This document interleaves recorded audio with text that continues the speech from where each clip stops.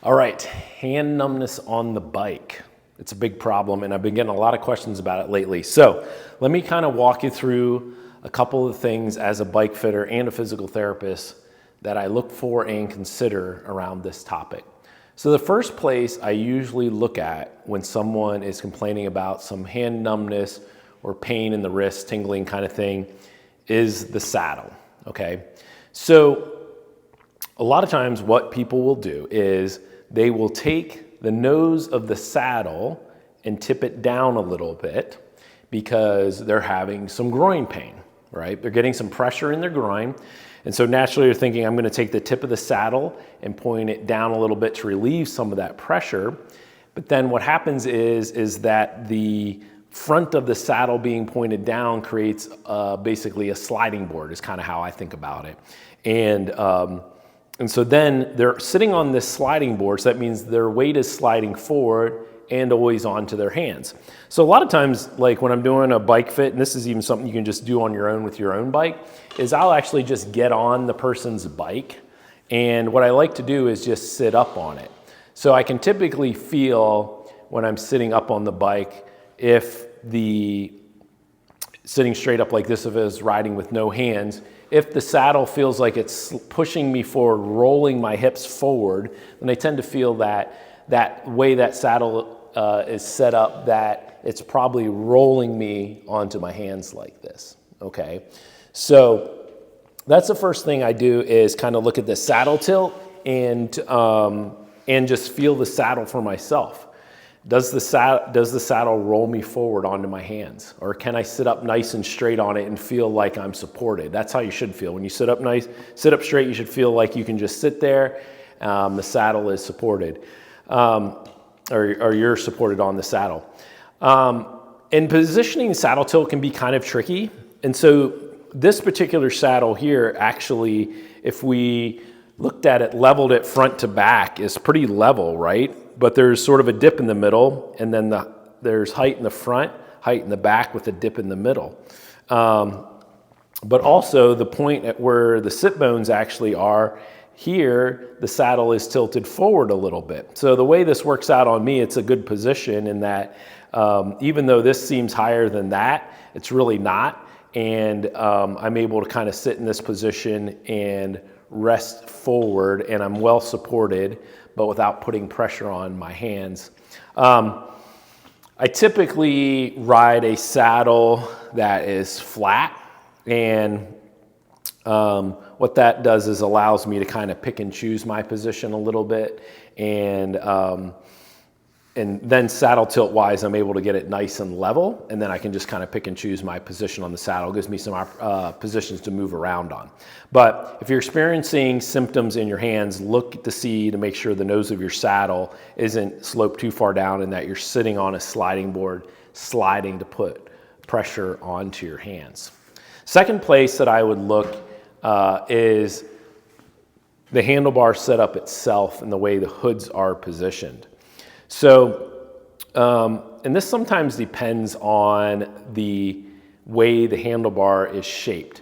So older handlebars, as the handlebar comes out like this, it would tend to dive down right away like this. See how this handlebar comes out and goes straight?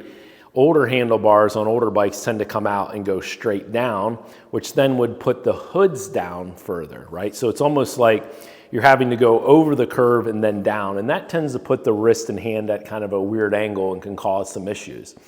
So more modern shaped handlebars, the shape of them where it comes out and then goes forward and then provides a nice platform for the hands. So when I tend to look at how the hoods are positioned on the handlebar, what I like to do is just put my pointer finger on there and see, is this a nice straight line, right?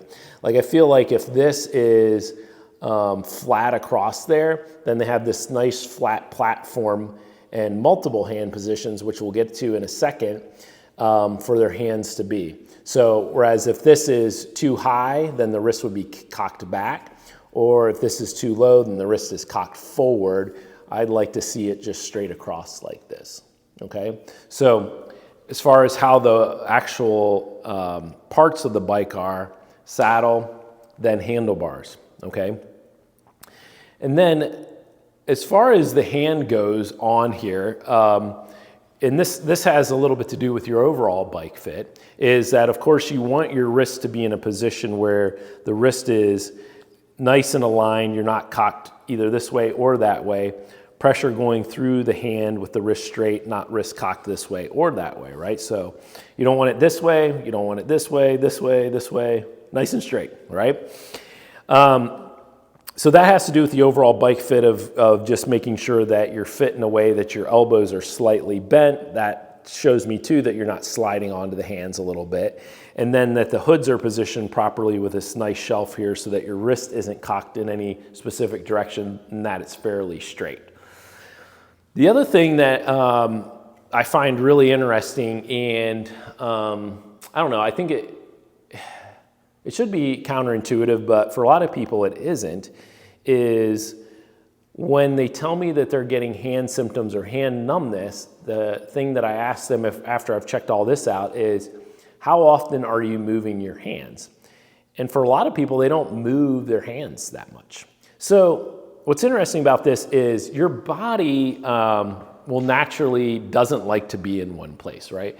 I actually saw one time it was like a time lapse of people watching a movie in a movie theater, and they don't sit perfectly still. They're actually just moving around quite a bit, right? And so your body should naturally unload, meaning like if there's just pressure in one spot for one time, then that pressure the body doesn't like, and it should cue you to move. But for some reason, I think when people are just riding bike, they're so set on like, well, this is where my hand should be. I have to be here to be able to brake and work the shifters, that they feel just locked in there and they don't move. Sometimes that is just a bike fit issue or just comfort on the bike. Maybe they're a little fearful and they're not as experienced of a rider and they just tend to have like a death grip on the handlebars all the time. But all that to say is a lot of hand, wrist, numbness, whatever pain issues with the hand can just be resolved by consciously moving your hands around more, right? So just don't lock into one position all the time, right? And I mean, it can just be subtle. Like you could be here, pushed with the web of your thumb and your pointer finger into the hoods and in this position, and you could just change it by moving it back even just like an inch or half inch into this position, and that will change where the pressure on your hands are. So there's multiple positions based on all along this shelf here. Then obviously just going on the tops, a lot of people like this position just for sitting up a little bit, taking a break, or when they're climbing. Going down on the drops changes things quite a bit too. So that's just an interesting thing that I find a lot of times is that people tend not to move their hands around as much and they're just locked into one position. And so you just need to consciously do that if your body's not cueing you to do that. And try out different hand positions. And it's fine, you should be able to do that. And that actually helps to relieve a lot of the discomfort that you'll have in your hand. And then I usually, when I'm talking about this too, get some comments from people about gloves and padding and stuff. That's really,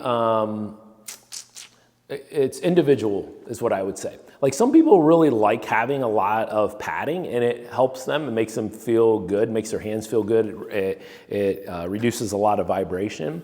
I personally tend to use handlebar tape that is a little more padded, but then don't use gloves. Sometimes the padding in the glove can actually be kind of stiff and be pushing into your hand in a way that causes discomfort. I've seen that too. So that's something where I don't have a definitive on, but more like try different things and see what your body likes. And you may be someone that the padding of the glove helps you, you may be someone that it bothers you.